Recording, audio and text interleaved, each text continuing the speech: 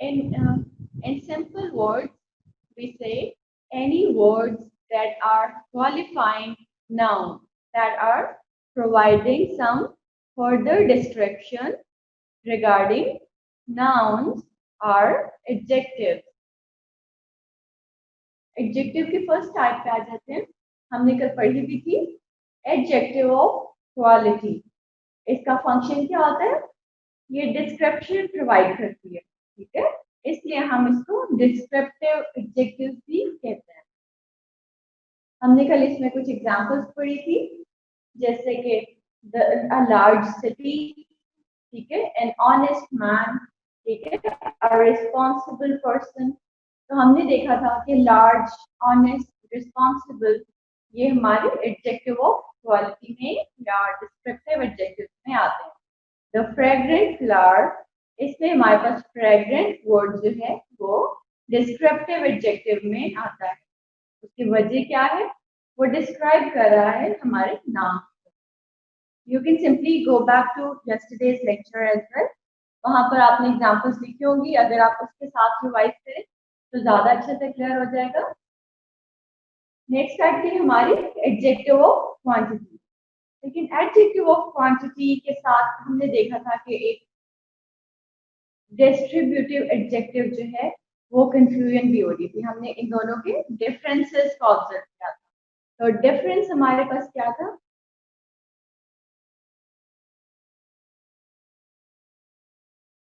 जो हमारा adjective of quantity था, इसमें हम अनकाउंटेबल नाउन्स को डिस्कस कर रहे थे.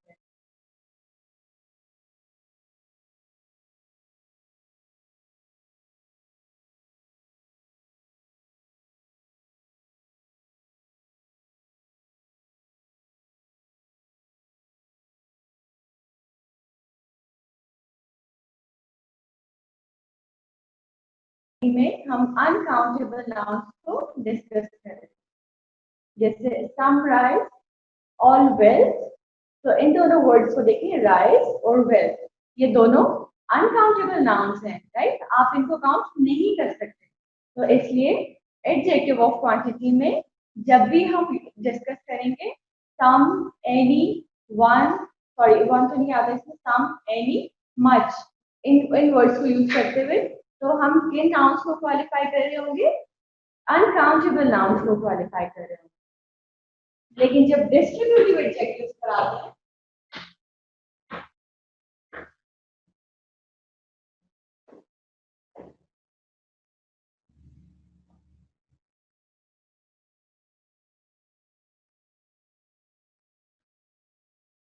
डिस्ट्रीब्यूटिव एडजेक्टिव्स में हम काउंटेबल नाउन्स को डिस्कस करते हैं, क्योंकि हमारे पास थर्ड टाइप है एडजेक्टिव्स की, न्यूमेरल एडजेक्टिव, या इनको कहते हैं एडजेक्टिव ऑफ नंबर. तो इन एडजेक्टिव्स में हम किन नाउन्स को डिस्कस करते हैं? जिन नाउन्स में हम जो नाउन्स काउंटेबल होते हैं, ठीक है, जिनको आप काउंट कर सकते हैं. तो न्यूमेरल एडजेक्टिव्स में हम काउंटेबल नाउन्स को डिस्कस करते हैं. उसके बाद आ जाती है कुछ फर्दर टाइप न्यूमेरल एडजेक्टिव. इसमें फर्स्ट टाइप है न्यूमेरल एडजेक्टिव की हमारे पास definite numeral adjective. Definite numeral adjectives क्या होते हैं?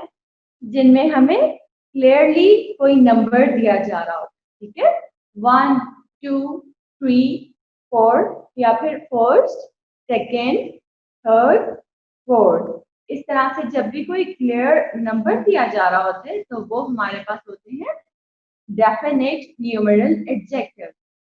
डेफिनेट न्यूमेरल एडजेक्टिव्स के साथ आ जाते हैं इनडेफिनेट न्यूमेरल एडजेक्टिव. ठीक है, अब इनडेफिनेट न्यूमेरल एडजेक्टिव्स जो हैं,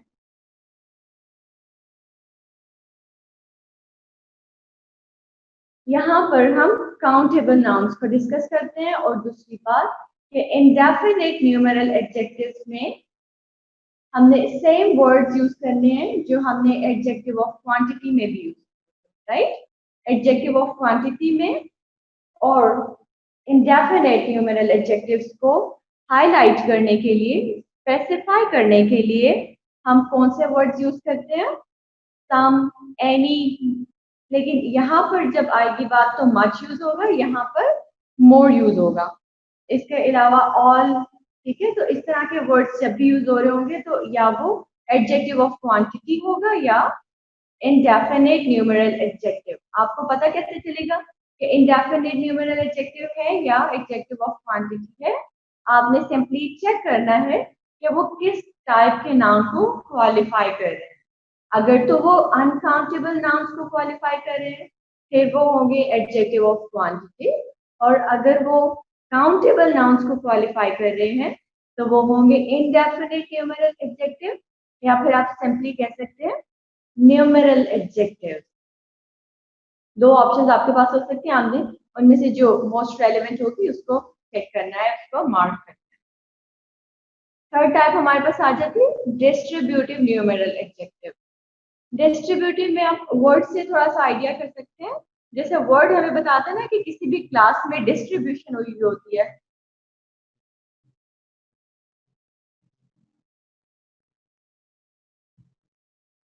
ये एक एग्जांपल देखें, इसमें हम पार्ट एंड होल को डिस्कस कर रहे हैं, राइट। हमारे पास ये वाला जो रेक्टेंगल है ये एक बिग होल है, इसके साथ जो हमने छोटा वाला रेक्टेंगल ड्रॉ किया इसमें, sorry square, it is a part of this big rectangle, right. तो जब हम इस तरह से इनको डिस्कस कर रहे हैं तो हम क्या कह रहे हैं कि ये the square is actually some of the part of rectangle, right. तो हमने यहाँ पर सम को एज डिस्ट्रीब्यूटिव एडजेक्टिव लिया है क्योंकि हम यहाँ पर किसी भी एक बिगर क्लास की, बिगर कैटेगरी की पार्ट को डिस्कस कर रहे हैं, राइट। कितना जब हम स्टूडेंट्स की बात करते हैं, for example students in the class, तो हम कहते हैं, हम ये कह सकते हैं sentence can be like all the students in the classroom brought their books, right। तो जब हम ये सेंटेंस यूज करते हैं तो हम क्या कह रहे हैं, all the students। अगेन वो जो कैटेगरी एक थी उसमें से हमने कितने कितने जो पर्सन थे उनको सिलेक्ट किया, ऑल पर्सन को, ठीक है, ऑल स्टूडेंट्स को। तो जब ऑल इस तरह से यूज होगा all the students in the class, ठीक है, तो वो फिर डिस्ट्रीब्यूटिव एडजेक्टिव होगा। लेकिन जब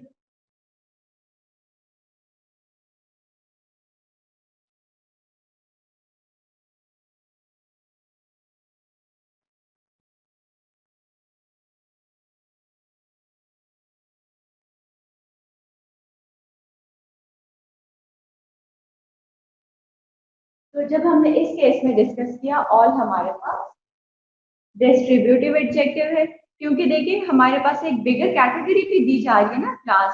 क्लास हमारे पास एक वाइडर कैटेगरी है, उसके साथ एडजेक्टिव क्या है, ऑल द स्टूडेंट्स। ऑल फिर किसके साथ है, स्टूडेंट के साथ। हमें स्टूडेंट्स को हाईलाइट कर रहे हैं, स्टूडेंट्स की क्वांटिटी को, स्टूडेंट्स के नंबर को हाईलाइट किया जा रहा है, राइट। और स्टूडेंट्स किसका पार्ट है, एक बिगर होल का पार्ट है। क्लास हमारा बिगर होल है, राइट। लेकिन जब हम इनको इंडेफिनिट न्यूमेरल एडजेक्टिव्स की टर्म्स में काउंट करते हैं तो हम ये कह सकते हैं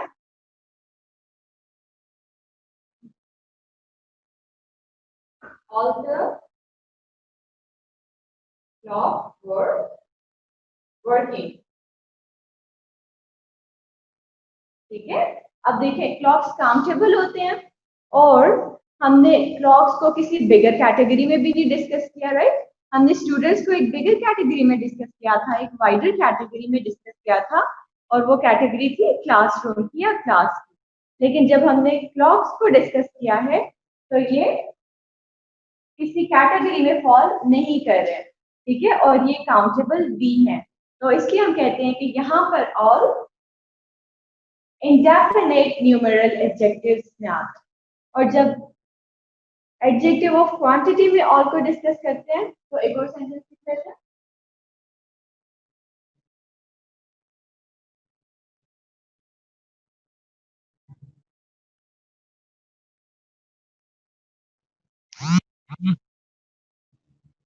अब ये वाला सेंटेंस देखें, इसमें भी ऑल किसे क्वालिफाई कर रहा है, वेल्थ को क्वालिफाई कर रहा है।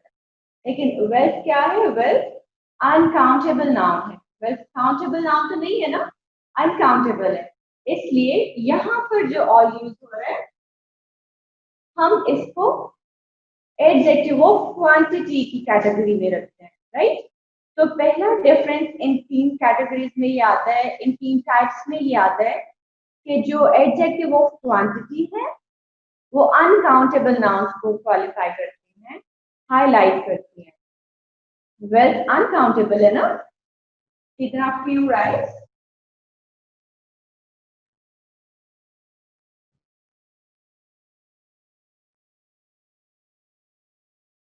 a little sugar,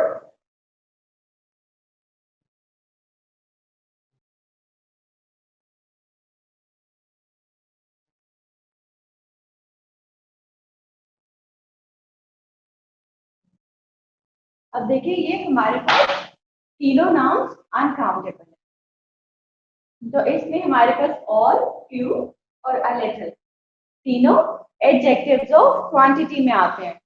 लेकिन जब हम इस कैटेगरी की बात करते हैं न्यूमेरल एडजेक्टिव्स की, तो आपको कंफर्म पता होना चाहिए कि यहाँ पर हमने किनको डिस्कस करना है, काउंटेबल नाउन्स को डिस्कस करना है। और काउंटेबल नाउन्स में अब फर्दर 2 टाइप्स होंगी जिनमें हमने उनको डिफरेंटली यूज करना है। कैसे? जब काउंटेबल नाउन्स एक बिगर कैटेगरी के रेफरेंस में आ रहे होंगे तो हमने उनको डिस्ट्रीब्यूटिव एडजेक्टिव्स में लेके आना है, और अगर वो किसी बिगर कैटेगरी में नहीं फॉल कर रहे तो फिर हमने उनको इंडेफिनिट न्यूमेरल एडजेक्टिव्स की कैटेगरी में डिस्कस करना है। और डेफिनेट न्यूमेरल एडजेक्टिव्स जो थे इनकी हमारे पास फर्दर 2 टाइप्स थी, कार्डिनल और ऑर्डिनल। ऑर्डिनल वर्ड डिराइव होता है वर्ड ऑर्डर से, का मतलब जब भी ऑर्डर बताया जा रहा होगा किसी नाम का तो आपने उसको ऑर्डिनल नाउन्स में डिस्कस करना है। For example, she stood first, her friend second। अब देखें यहाँ पर ऑर्डर बताया जा रहा है ना, तो फर्स्ट और सेकंड हमारे पास ऑर्डर्स हैं, इनको हम ऑर्डिनल एडजेक्टिव्स कंसीडर करते हैं। कितना जब कार्डिनल एडजेक्टिव्स की बात आती है तो जब भी हमें नंबर्स प्रोवाइड किए जाते हैं किसी भी एडजेक्ट और किसी भी नाउन की प्रेजेंस में, for example 2 pens, 3 pens, 4 books, right. तो इस केसेस में हम कार्डिनल एडजेक्टिव्स को में उनको प्लेस करते हैं नंबर्स। आगे चलते हैं डेमोन्स्ट्रेटिव एडजेक्टिव्स की तरफ। डेमोन्स्ट्रेटिव एडजेक्टिव्स का क्या फंक्शन होता है? दे डेमोन्स्ट्रेट, दे पॉइंट आउट।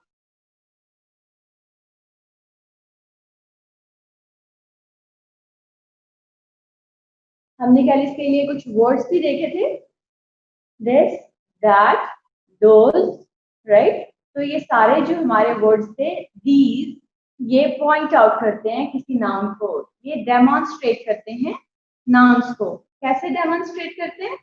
एक तो हमें पता चल जाता है कि नाउन प्लूरल है या सिंगुलर है, और दूसरी बात कि यहाँ से हमें आइडिया होता है कि नाउन की प्लेसमेंट क्या है, क्या वो हमारे पास फिजिकली प्रेजेंट है या फिजिकली एब्सेंट है।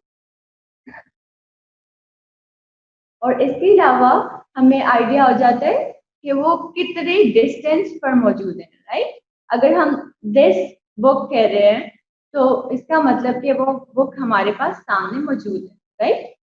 लेकिन अगर हम दैट बुक कह रहे हैं, that book, the book that I saw in the library, ठीक है, यहाँ पर भी दैट इस बुक को क्वालिफाई कर रहा है। और अगर एक और एग्जांपल देखें, that book is so interesting to read, that book is highly recommendable to read, right। तो इन दोनों केसेस में that book means कि book is not physically present in front of the speaker, सिर्फ एक पर्टिकुलर बुक की तरफ highlight किया जा रहा है, पॉइंट आउट किया जा रहा है, राइट। अब हमारी नेक्स्ट 3 टाइप्स पर आ जाते हैं जिनको हमने कल डिस्कस नहीं किया था, आज इनको डिस्कस कर लेते हैं।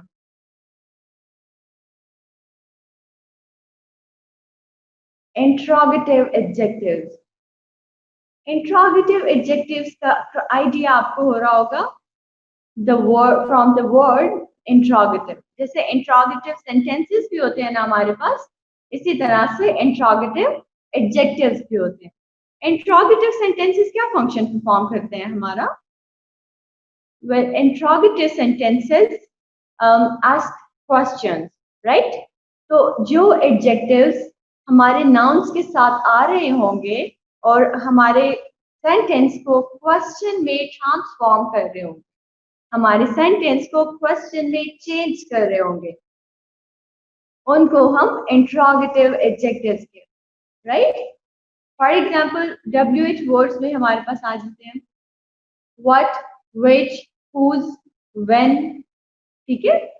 तो जब हम इन वर्ड्स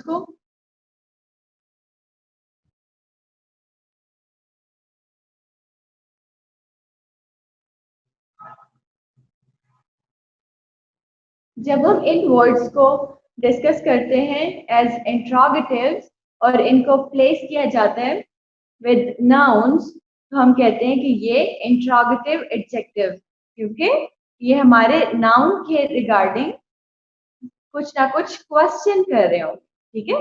कुछ इन्वेस्टिगेट कर रहे हो, कुछ इंटेरोगेट कर रहे हो, राइट?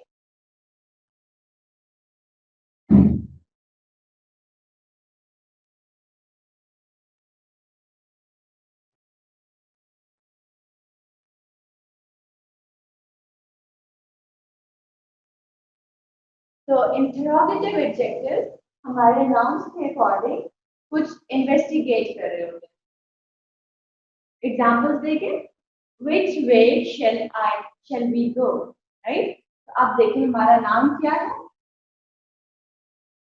वे, बुक, राइट? और जब हम which अटैच करेंगे नाउन के साथ और ये क्वेश्चन की फॉर्म दे रहे हैं, which way shall we go, इसको एक दफा आंसर करके देखें, this way shall we go, या फिर to the right we will go, right? तो जब भी हमारे क्वेश्चन में हमारे नाम को क्वेश्चन किया जा रहा है, राइट? वे मीन्स नाउन, राइट? वे हमारे पास नाउन के फॉर्म में आ रहा है ना, रास्ता, ठीक है? डायरेक्शन का पूछा जा रहा है कि हम कौन सी डायरेक्शन की तरफ जाना चाहते हैं, तो यहाँ पर वेट हमारे पास इंट्रोगेटिव है, क्योंकि एडजेक्टिव क्या फंक्शन परफॉर्म करते हैं? एडजेक्टिव हमारे नाउन्स को क्वालिफाई करते हैं, ठीक है? उसके बारे में कुछ फर्दर डिटेल्स प्रोवाइड करते हैं। तो ये नाउन्स कौन सी डिटेल प्रोवाइड कर रहे हैं? ये हमें नाउन्स को इन्वेस्टिगेट करने पर कन्विंस कर रहे हैं, राइट? हम इन नाउन्स की वजह से, सॉरी, इन एडजेक्टिव्स की वजह से, इन वर्ड्स की वजह से अपने नाउन्स को इन्वेस्टिगेट करते हैं। सेकेंड एग्जाम्पल देखें, whose book is this, right?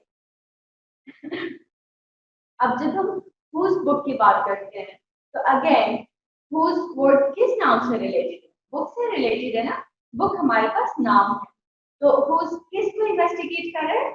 Book को इन्वेस्टिगेट कर रहे हैं, राइट? तो इसलिए whose हमारे पास इंट्रोगेटिव एडजेक्टिव होगा। तो which किसे इन्वेस्टिगेट कर रहा है? वे को, नाउन को, इसलिए which इंट्रोगेटिव एडजेक्टिव है। इसी तरह whose किसे इन्वेस्टिगेट कर रहा है? बुक को, बुक भी नाउन है, तो इसलिए whose भी interrogative adjective, right?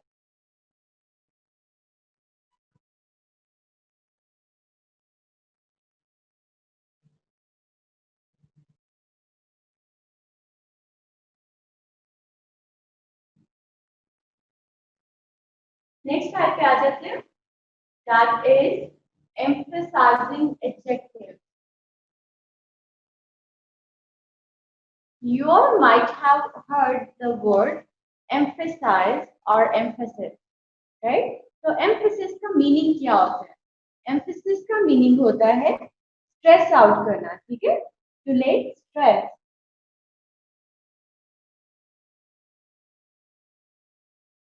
on something.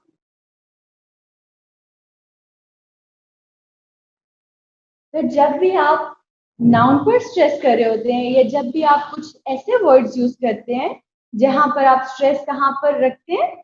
Noun पर स्ट्रेस रखते हैं, तो वो एडजेक्टिव्स जो ये फंक्शन परफॉर्म करते हैं उनको हम एम्फेसाइजिंग एडजेक्टिव्स कहते हैं। एम्फेसाइजिंग एडजेक्टिव्स क्यों कहते हैं? एडजेक्टिव्स का फंक्शन होता है नाउन्स को फर्दर क्वालिफाई करना, नाउन्स के बारे में कुछ फर्दर डिटेल्स प्रोवाइड करना। और एम्फेसाइजिंग एडजेक्टिव्स वो वाले वर्ड्स होते हैं हमारे पास जो नाउन्स के साथ यूज होते हैं, उन्हीं नाउन्स पे एम्फेसाइज करने के लिए, उन्हीं नाउन्स को स्ट्रेस आउट करने के लिए, ठीक है, उनको हाईलाइट करने के लिए। मोस्ट ऑफ द टाइम्स हमारे पास very and own, these are the two words that are included in emphasizing adjective. Very और ओन, इन दोनों वर्ड्स को हम एज एम्फेसाइजिंग एडजेक्टिव यूज करते हैं। एग्जाम्पल देखिए, अब हमने इन दोनों वर्ड्स को एक एक सेंटेंस में यूज कर लिया। I saw it with my own eyes. अब देखें, ये भी तो कहा जा सकता था I saw it with my eyes, लेकिन ये क्यों नहीं कहा जा रहा? Because the person who is saying this statement, this sentence, wants to lay stress on eyes. ठीक है, my own eyes। अब वो क्या करना चाहते हैं? वो स्ट्रेस ले करना चाहते हैं कि मैंने अपनी आई से देखा, राइट? तो यहाँ पर हम my के साथ own भी अटैच करते हैं। आप देखिए, twice, the person is twice referring to himself, my भी और my own भी। तो इससे हमें पता चल रहा है कि वो स्ट्रेस लेकर रहा है आइज पे, राइट? एंड ये एक्सप्रेशन ज्यादातर यूज किया जाता है जब when any person is trying to say that whatever he saw must be believed, must be trusted, कि उसने जो भी देखा है या वो जो भी डिस्क्राइब कर रहा है, ऐसी सिचुएशन, ऐसी कंडीशन जो उसने खुद एक्सपीरियंस की है या खुद देखी है, उस पर ट्रस्ट किया जाए, उस पर बिलीव किया जाए। तो इस सिचुएशन में ये सेंटेंसेस यूज होते हैं। सेकंड एग्जांपल पे आ जाते हैं। The very system of the organisation was corrupt. अब यहाँ पर हमने वेरी क्यों यूज किया? हम सिंपली ये भी तो कह सकते थे the system of the organisation was corrupt, पर हमने वेरी इसलिए यूज किया है ताकि हम सिस्टम पे स्ट्रेस आउट कर सके, सिस्टम को हाईलाइट कर सके, ठीक है? सिस्टम पे स्ट्रेस ले किया जा रहा है कि the system was completely corrupt, right? The system of that organization was completely corrupt। और फिर सिस्टम को स्पेसिफाई भी किया जा रहा है वेरी को यूज करते हुए, ठीक है, कि the complete system of that organization about which we are talking was corrupt। तो इन दोनों केसेस में हम ओन को और वेरी को देखते हैं कि किस तरह वो हमारे नाउन्स पे स्ट्रेस लेकर है, right? Coming towards the last type, that is exclamatory adjective. You might have heard about exclamatory sentences। आपको थोड़ा आइडिया होगा ना exclamatory sentences कौन से वाले सेंटेंसेस होते हैं?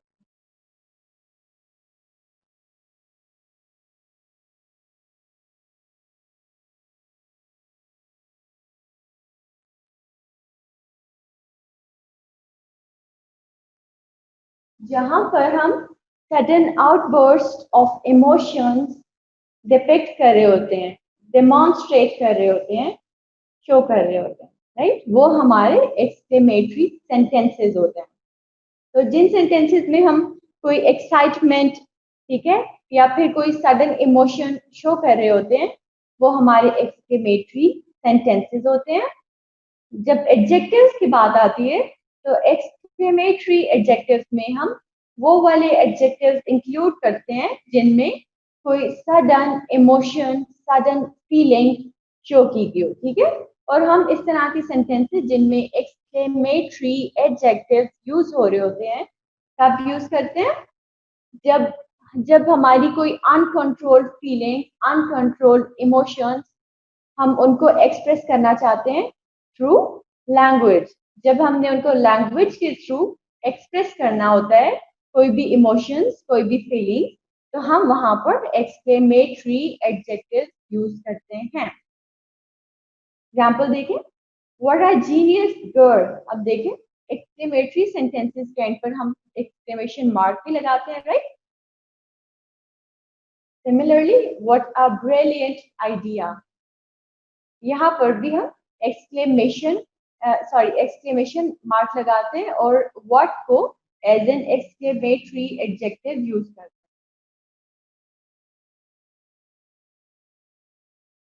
अच्छा, एक्सक्लेमेटरी एडजेक्टिव्स में हमारे पास एक ही वर्ड आता है, what. Usually most of the time हम व्हाट को देख रहे होते हैं जब भी हम एक्सक्लेमेटरी एडजेक्टिव की बात करते हैं। बाकी WH वर्ड्स नहीं आते। तो जब भी वर्ड हमारे पास सेंटेंस के स्टार्ट में लग रहा होगा और वो इंट्रोगेटिव सेंटेंस नहीं होगा, तो you should get an idea कि वो एक्सक्लेमेटरी सेंटेंस है और उसमें वर्ड एक्सक्लेमेटरी एडजेक्टिव भी है। क्योंकि देखिए, सडन इमोशन को डिपिक्ट किया जा रहा है ना, ऑफ मे बी एक्साइटमेंट, ठीक है, जैसे ब्रिलियंट आइडिया की बात करें। तो यहाँ पर जब भी हम किसी सडन इमोशंस को, सडन फीलिंग्स को एक्सप्रेस करना चाहते हैं, उसके लिए हम एक्सक्लेमेटरी एडजेक्टिव्स को यूज करते हैं। और एक्सक्लेमेटरी एडजेक्टिव्स में हमारे पास कौन सा वर्ड आता है इन जनरल? व्हाट।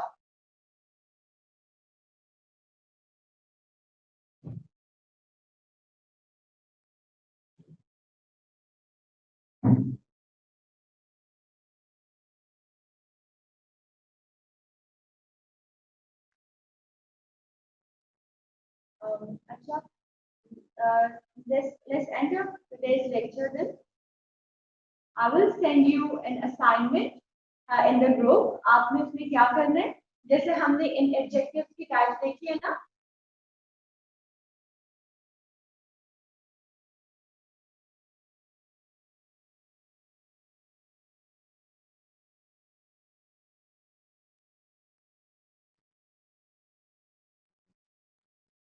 हमने इन एडजेक्टिव्स की टाइप्स को डिस्कस किया है। तो आपको पता होना चाहिए कि कहाँ पर कौन सा adjective as cardinal adjective use हो रहा है, या फिर ordinal quantitative adjective, sorry ordinal numeral adjective के तौर पर यूज हो रहा है, या फिर डिस्ट्रीब्यूटिव, इंडेफिनिट, अनकाउंटेबल, ठीक है। इसी तरह से इंट्रोगेटिव एडजेक्टिव, डेमोन्स्ट्रेटिव एडजेक्टिव। तो आपने अपने सेंटेंसेस में जो गिवन अंडरलाइंड एडजेक्टिव्स होंगे उनको पॉइंट आउट करना है, हाईलाइट करना है कि ये कौन सी टाइप से बिलोंग कर रहा है, और इसी तरह आपने थोड़ी सी उसकी जस्टिफिकेशन भी देनी है। जो पार्ट्स ऑफ स्पीच की असाइनमेंट थी वो I think Saba send the correct one only, उसके अलावा किसी ने भी करेक्ट असाइनमेंट शेयर नहीं की थी। तो I will be sharing that assignment in both of the groups once again, कि आप लोगों को आइडिया हो जाए कि आपने ये वाली असाइनमेंट किस तरह से करनी है, ठीक है। तो आपको पता चल जाएगा कि आपने मेंशन करना है कि कौन सी टाइप है, और आपने फर्दर उसकी शॉर्ट सी ब्रीफ सी डेफिनेशन देनी है, और आपने बताना है कि ये डेफिनेशन कैसे हमारे जो कंसर्न पार्ट ऑफ स्पीच है या कंसर्न वर्ड है उसे रिलेट करिए। और आपने ये बताना है बेसिकली कि आपने किसी भी एडजेक्टिव को डेमोन्स्ट्रेटिव एडजेक्टिव या फिर इंट्रोगेटिव एडजेक्टिव या फिर एम्फसाइजिंग एडजेक्टिव क्यों कहा, ठीक है। क्योंकि आपको रीजन पता होना चाहिए। You should be able to highlight what type of adjective is being used. Submit your assignments before Monday's class. Take care of yourself till then. Allah Hafiz.